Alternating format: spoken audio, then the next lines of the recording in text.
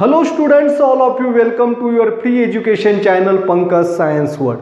Students, we are studying the chapter substances in common use. In that chapter today we have to study about the powder coating. तो बच्चों पिछले video में हमने Teflon coating के बारे में पढ़ा था। टेफ्लॉन कोटिंग किस लिए की जाती है, किन वस्तुओं पे की जाती है।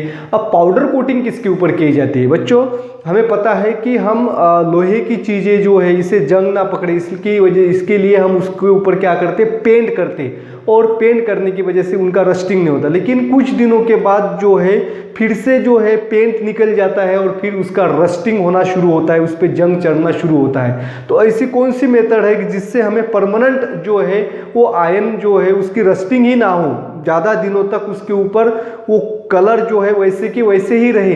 तो इसके लिए जो है पाउडर कोटिंग जो है इस मेथड का इस्तेमाल किया जाता है। तो पाउडर कोटिंग क्या होते हैं। तो powder coating is the method of applying a layer harder than a paint on the surface of an iron article to prevent rusting। तो लोहे की जो वस्तुएं होती है, जो ऑब्जेक्ट होते हैं, इनके ऊपर पेंट से भी कठिन पदार्थ का कोटिंग किया जाता है। तो उस कोटिंग को पाउडर कोटिंग कहा जाता है। तो पाउडर कोटिंग में क्या क्या होते हैं। तो कोटिंग के लिए पाउडर कैसे बनाई जाती है। तो इट कंटेन्स इसके अंदर होता है बच्चों polymer resin, then pigment and some other ingredients. तो उसमें पॉलीमर रेजिन नाम का ये पॉलीमर ये मेन पदार्थ होता है, और उसके साथ पिगमेंट यानी कि जिस कलर की हमें कोटिंग करनी है उस कलर का पिगमेंट इसमें मिक्स किया जाता है, और भी कुछ इंग्रेडिएंट होते हैं। तो इन सभी polymer resin, pigment and some other ingredients are melt, mix, then cool and then ground to form uniform powder. तो ये सभी पदार्थ जो है इनको क्या किया जाता है, इनको मेल्ट किया जाता है, जिसकी वजह से अच्छी तरह से मिक्स हो।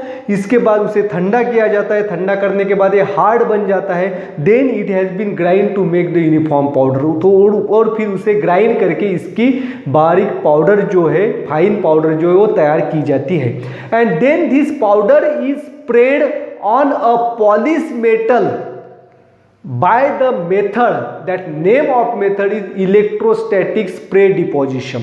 तो इस पाउडर को फिर इलेक्ट्रोस्टैटिक स्प्रे डिपोजिशन, इन पद्धति का इस्तेमाल करके मेटल को पहले पॉलिश किया जाता है, यानी कि उसका सरफेस जो है उस सरफेस को साफ किया जाता है और फिर उसके ऊपर इस पाउडर का स्प्रेइंग किया जाता है। तो इलेक्ट्रोस्टैटिक स्प्रे डिपोजिटर क्या होता है।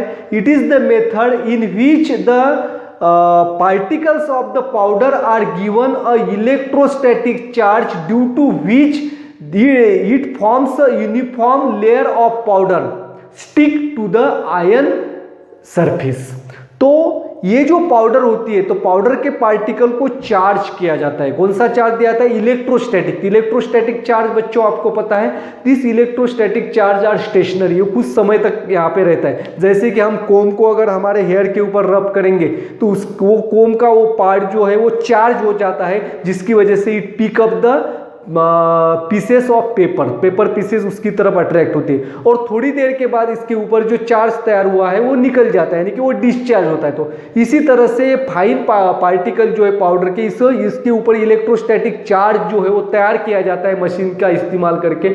और ये जो चार्ज पार्टिकल है वो चार्ज पार्टिकल फिर जो है मेटल सरफेस के ऊपर उसका स्प्रेइंग किया जाता है, जिसकी वजह से ये यूनिफॉर्मली एक जैसे मेटल सरफेस पे स्टिक हो जाते हैं। क्योंकि पार्टिकल चार्ज है और मेटल जो है ये अनचार्ज होता है, तो इसकी वजह से उनमें अट्रैक्शन होता है और ये यूनिफॉर्म लेयर वो मेटल सरफेस के ऊपर तैयार किया जाता है।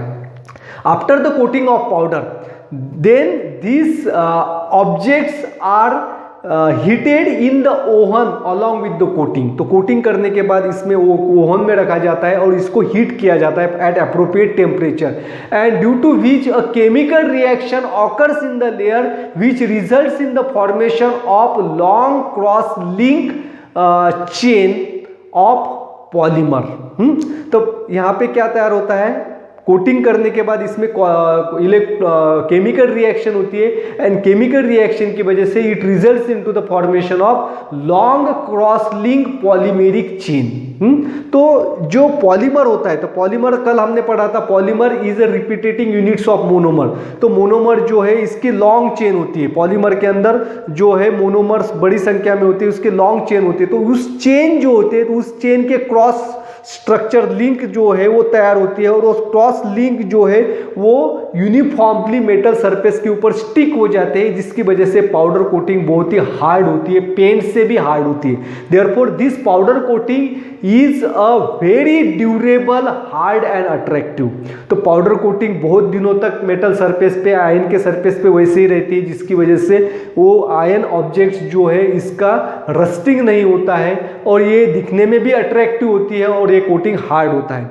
This powder coating can also be used on plastic and medium density fibre board in day to day use as well.